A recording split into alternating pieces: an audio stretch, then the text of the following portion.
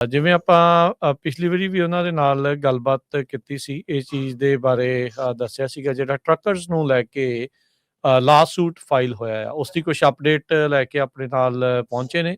ਸੋ ਨੈਨਦੀਪ ਸਿੰਘ ਜੀ, ਸਵਾਗਤ ਹੈ ਜੀ ਆਇਆਂ ਨੂੰ। ਵਾਹਿਗੁਰੂ ਜੀ ਕਾ ਖਾਲਸਾ, ਵਾਹਿਗੁਰੂ ਜੀ ਕੀ ਫਤਿਹ।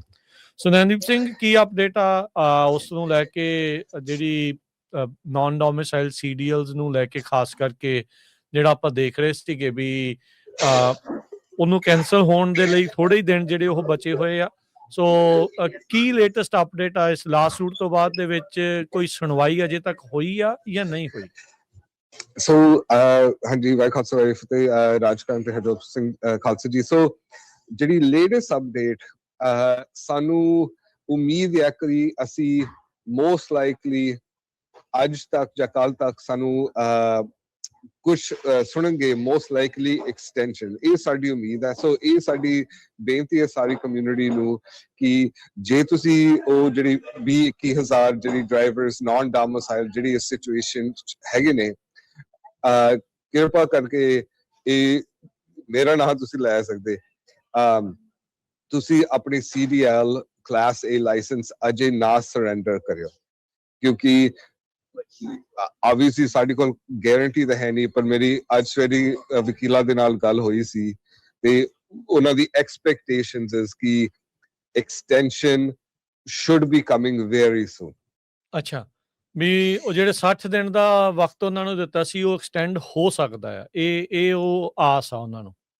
ਹਾਂਜੀ, ਸੋ ਨੰਬਰ 1 ਚੀਜ਼ ਤਾਂ ਇੱਕ ਤਾਂ ਉਹ ਹੀ ਆ, ਕਿਉਂਕਿ ਉਹ ਤਾਂ January 5th ਤੱਕ ਹੀ ਆ। ਸੋ ਮਤਲਬ in the next basically little bit more than a week ਤੇ ਸੋ ਮੇਨ ਆਸ ਤੇ obviously ਜਦੋਂ ਅਸੀਂ ਸੁਣਾਂਗੇ, ਅਸੀਂ ਪੰਜਾਬੀ ਰੇਡੀਓ USA ਦੇ ਨਾਲ ਅਸੀਂ ਸ਼ੇਅਰ ਕਰਾਂਗੇ, ਪਰ ਉਮੀਦ ਇਹ ਹੈ ਕਿ ਆਸ ਇਹ ਹੈ ਕਿ we should be hearing from the court ਕਿ ਉਹ ਐਕਸਟੈਂਸ਼ਨ ਦੇ ਦੇਣਗੇ। ਓਕੇ, ਸੋ ਹੁਣ ਸੋ ਬੇਸਿਕਲੀ ਇਹ ਤੁਸੀਂ CDL ਧਾਰਕਾਂ ਨੂੰ ਕਹਿ ਰਹੇ ਆ ਜਿਹੜੇ ਨਾਨ ਡੋਮਿਸਾਈਲਡ ਵਾਲੇ ਆ ਵੀ ਸਰੈਂਡਰ ਜਿਹੜੇ ਉਹ ਆਪਣੇ ਨਾ ਕਰਨ, ਉੱਥੇ ਜਾ ਕੇ ਨਾ ਕਰਨ, ਵੇਟ ਕਰਨ ਉਸ ਦੀ। ਹਾਂਜੀ ਹਾਂਜੀ, ਠੀਕ ਹੈ। ਸੋ ਇਸ ਤੋਂ ਇਲਾਵਾ ਤੁਸੀਂ ਹੋਰ ਕੀ ਚੀਜ਼ ਇਸ ਦੇ ਬਾਬਤ ਤੁਸੀਂ ਜਾਣਕਾਰੀ ਦੇ ਸਕਦੇ ਆ, ਜਾਂ ਕਿਹੜੀ ਚੀਜ਼ ਆ ਜਿਹੜੀ ਪਬਲਿਕਲੀ ਤੁਸੀਂ ਸ਼ੇਅਰ ਕਰ ਸਕਦੇ ਹੋ?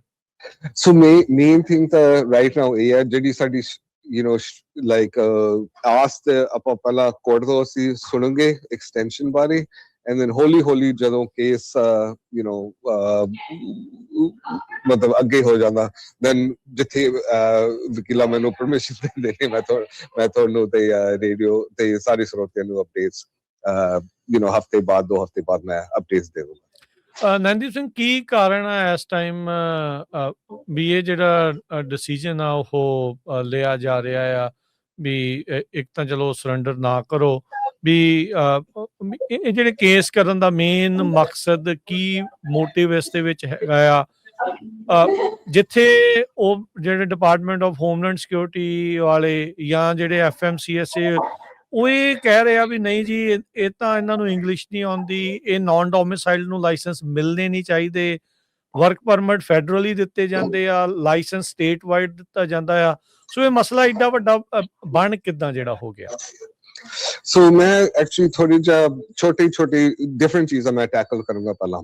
ਸੋ ਜਿਹੜੀ ਸਾਡੀ ਲਾ ਸੂਟ ਹੈ ਉਹ ਹੈਗਾ ਸਿਰਫ ਕੈਲੀਫੋਰਨੀਆ DMV ਨਾਲ, ਤੇ ਉਹ ਇਸ ਕਰਕੇ ਕਿ ਜਿਹੜੀ ਉਹਨਾਂ ਦੀ ਆਪਣੇ ਰੂਲਸ, ਉਹਨਾਂ ਨੇ ਉਸ ਚੀਜ਼ ਨਹੀਂ ਫੋਲੋ ਕੀਤਾ ਸੀ। ਸੋ ਇੱਕ ਤਾਂ ਮਸਲਾ ਇਹ ਹੈ ਜਿਹੜੀ ਤੁਸੀਂ ਸਟੇਟ ਲੈਵਲ ਤੇ ਜਿੱਥੇ ਅਸੀਂ ਲਾ ਸੂਟ ਫਾਈਲ ਕੀਤੇ ਨੇ, ਤੇ ਸੋ ਪਹਿਲੀ ਲੜਾਈ ਉੱਥੇ ਹੈ, then full stop, then of course ਅਸੀਂ ਤਾਂ ਲਾਈਕ ਜਕਾਰੇ ਵਾਲੇ, ਮੈਂ ਲਾਈਕ ਅਸੀਂ ਅਪੋਜ਼ ਕਰਦੇ ਜਿਹੜੀ ਫੈਡਰਲ ਗਵਰਨਮੈਂਟ ਕੀ ਕਰ ਰਹੇ ਨੇ, ਕਿਉਂਕਿ ਉਹਦੇ ਵਿੱਚ ਮੈਨੂੰ ਨਹੀਂ ਲੱਗਦਾ ਕੋਈ ਕੋਈ ਰੂਲਸ ਜ਼ਿਆਦਾ ਫੋਲੋ ਕਰ ਰਹੇ ਨੇ। ਨਵੇਂ ਐਗਜ਼ੀਕਿਊਟਿਵ ਆਰਡਰਸ ਬਣਾ ਰਹੇ ਨੇ ਜਿਨ੍ਹਾਂ ਨੂੰ ਇਸ ਲੈਟਰ ਵੀ ਮਿਲਿਆ ਸੀ। ਇਟਸ ਨਾਟ ਲਾਈਕ ਉਹਨਾਂ ਨੂੰ ਕੋਈ ਟੈਸਟ ਸੀ ਜੇ ਇੰਗਲਿਸ਼ ਉਹਨਾਂ ਨੂੰ ਆਉਂਦੀ ਹੈ ਕਿ ਨਹੀਂ ਆਉਂਦੀ ਹੈ। ਦੇ ਜਸਟ ਡਿਡ ਇਟ ਕਿ California did it's on thing ਕਿ ਜੇ ਉਹਨਾਂ ਦੀ EAD ਤੇ CDL ਲਾਇਸੈਂਸ ਦੀ ਐਕਸਪੀਰੇਸ਼ਨ ਮੈਚ ਨਹੀਂ ਕਰਦੇ, ਪਰ ਇਹਦੇ ਵਿੱਚ ਕੋਈ ਰੂਲ ਤਾਂ ਹੈ ਨਹੀਂ ਸੋ ਸਾਡੀ ਕੋਰਟ ਕੇਸ ਜਿੱਥੇ ਅਸੀਂ ਪਲੇਨਟਿਫ ਜਕਾਰ ਮੂਵਮੈਂਟ ਪਲੇਨਟਿਫ ਆ, ਅਸੀਂ ਕਹਿ ਰਹੇ ਨੇ ਕਿ ਇਹਦੇ ਵਿੱਚ ਕੋਈ ਰੂਲ ਨਹੀਂ ਹੈ, ਤੁਸੀਂ ਰੂਲਸ ਐਵੇਂ ਬਣਾ ਰਹੇ ਨੇ and you are not even following your own rules. Okay, ਠੀਕ ਹੈ। ਸੋ ਇਸ ਕਰਕੇ ਇੱਥੇ ਤੱਕ ਜਿਹੜਾ ਉਹ ਮੁੱਦਾ ਜਿਹੜਾ ਉਹ ਪਹੁੰਚਿਆ ਹੈਗਾ ਆ। So what do you think next steps ਕੀ ਹੋ ਸਕਦੇ ਆ? ਸੋ ਆਸ ਤੁਹਾਨੂੰ ਜਿਹੜੀ ਅਦਾਲਤ ਤੋਂ ਆ ਜੇ ਮਿਲ ਜਾਵੇ, ਚਲੋ ਉਹਨਾਂ ਦੇ ਲਈ ਇੱਕ ਆਸਰਾ ਹੋ ਜਾਂਦਾ ਆ। ਇਜ਼ ਦੇयर ਐਨੀ ਪਲਾਨ ਜੇ ਉਹ ਨਹੀਂ ਐਕਸਟੈਂਸ਼ਨ ਮਿਲਦੀ ਜਾਂ ਇੰਜੰਕਸ਼ਨ ਨਹੀਂ ਲੱਗਦੀ ਇਸ ਚੀਜ਼ ਦੇ ਉੱਤੇ? ਫਿਰ ਤਾਂ ਕੋਰਟ ਕੇਸ ਦੇ ਵਿੱਚ ਮਤਲਬ this case will proceed in court case, ਕਿਉਂਕਿ ਸਾਨੂੰ ਅਸੀਂ ਹੱਲ ਲੱਭਣਾ ਆ ਬੋਥ ਜਿਨ੍ਹਾਂ ਨੂੰ ਇਸ ਲੈਟਰ ਮਿਲਿਆ ਸੀ from California DMV and even ਜਿਨ੍ਹਾਂ ਨੂੰ ਐਕਚੁਅਲੀ ਆਪਣੇ ਆਪ ਨੂੰ ਸਰੈਂਡਰ ਵੀ ਕੀਤਾ ਸੀ, ਜਿਨ੍ਹਾਂ ਨੂੰ ਲੈਟਰ ਮਿਲਿਆ ਸੀ ਪਹਿਲਾਂ ਤੇ ਉਹਨਾਂ ਨੇ ਜਾ ਕੇ ਆਪਣੇ ਮਤਲਬ ਵੱਲੋਂ ਸਰੈਂਡਰ ਕੀਤਾ ਸੀ। ਅਸੀਂ ਚਾਹੁੰਦੇ ਕਿ ਉਹਨਾਂ ਦੇ ਲਈ ਆਪਾਂ ਕੋਈ ਹੱਲ ਲੱਭ ਸਕਦੇ। ਕਿੱਦਾਂ ਦੇ ਲੋਕ ਤੁਹਾਡੇ ਕੋਲ ਆਏ ਆ? ਕੀ ਮੁਸ਼ਕਲਾਂ ਜਿਹੜੀਆਂ ਆ ਰਹੀਆਂ? ਬਿਕੋਜ਼ ਆਪਾਂ ਦੇਖ ਰਹੇ ਹਾਂ ਵੀ everybody is kind of divided on it. ਕਈ ਕਹਿੰਦੇ ਵੀ ਹਾਂ ਵਾਕਿਆ ਹੀ ਇਹਨਾਂ ਨੂੰ ਇਹ ਚੀਜ਼ਾਂ ਜਿਹੜੀਆਂ ਉਹ ਨਹੀਂ ਹੋਣੀਆਂ ਚਾਹੀਦੀਆਂ, ਕਈ ਕਹਿੰਦੇ ਆ ਵੀ ਨਹੀਂ ਬਹੁਤ ਸਾਰੇ ਜਿਹੜੇ ਠੀਕ ਵੀ ਚੱਲਦੇ ਆ ਉਹਨਾਂ ਤੇ ਵੀ ਅਸਰ ਪੈ ਗਿਆ। ਸੋ ਗਰਾਊਂਡ ਦੇ ਉੱਤੇ ਤੁਸੀਂ ਹੋਰ ਕੀ ਦੇਖ ਰਹੇ ਆ ਜਿਨ੍ਹਾਂ ਦੇ ਕਰਕੇ, ਜਿਨ੍ਹਾਂ ਦੇ ਨਾਲ ਮਿਲ ਕੇ ਤੁਸੀਂ ਇਹ ਹੁਣ ਕੇਸ ਨੂੰ ਜਿਹੜਾ ਉਹ ਅੱਗੇ ਲੈ ਕੇ ਜਾ ਰਹੇ? ਸੋ ਆਈ ਮੀਨ ਗਰਾਊਂਡ ਰਿਐਲਿਟੀ ਇਜ਼, ਹਾਂਜੀ ਸਾਡੀ ਕਮਿਊਨਿਟੀ ਦੇ ਵਿੱਚ ਇਹ ਲਾਈਕ ਹਰ ਇੱਕ ਇਮੀਗ੍ਰੈਂਟ ਕਮਿਊਨਿਟੀ ਦੇ ਵਿੱਚ ਤੁਸੀਂ ਇਹ ਥੋੜਾ ਜਿਹਾ ਰੌਲਾ ਦੇਖ ਸਕਦੇ।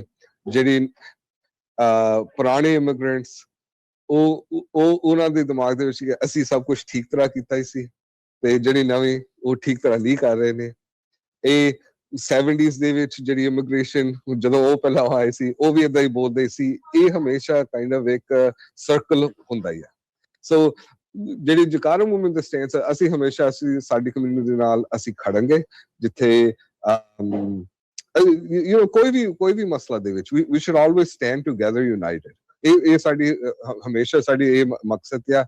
ਅਸੀਂ ਨੁਕਸ ਅਸੀਂ ਇੱਕ ਦੂਜੇ ਦੇ ਸਾਰੇ ਕੱਢ ਸਕਦੇ, ਪਰ ਸਾਡੀ ਮੇਨ ਮਤਲਬ ਹੈ ਜਿੱਥੇ ਸਾਨੂੰ ਲੱਗਦਾ ਕਿ ਸਾਡੀ ਹੱਕਾਂ ਨਹੀਂ ਹੋ ਰਿਹਾ, ਸਾਨੂੰ ਨਹੀਂ ਮਿਲ ਰਿਹਾ, ਤਾਂ ਅਸੀਂ ਉੱਥੇ ਜ਼ਰੂਰ ਅਸੀਂ ਖੜਾਂਗੇ। ਜੀ ਚਲੋ, ਥੈਂਕ ਯੂ ਨੈਨਦੀਪ ਸਿੰਘ ਇਸ ਇਨਫੋਰਮੇਸ਼ਨ ਦੇ ਲਈ, ਕੁਇਕ ਅਪਡੇਟ ਦੇ ਲਈ, ਤੇ ਜੋ ਤੁਸੀਂ ਦੱਸਿਆ ਆ ਆਪਣੇ ਜਿਹੜੇ ਵੀ ਨਾਨ ਡੋਮਿਸਾਈਲ CDL ਹੋਲਡਰਸ ਆ ਉਹਨਾਂ ਦੇ ਲਈ। ਸ਼ੁਕਰੀਆ, ਬੜੀ ਮਿਹਰਬਾਨੀ। Thank you. ਹਾਂਜੀ, thank you Rajkaran, thank you Harjot Singh, ਤੇ thank you Punjabi radio. Waheguru Khalsa, Waheguru ji ਕਾ ਖਾਲਸਾ, ਵਾਹਿਗੁਰੂ ਜੀ ਕੀ ਫਤਿਹ।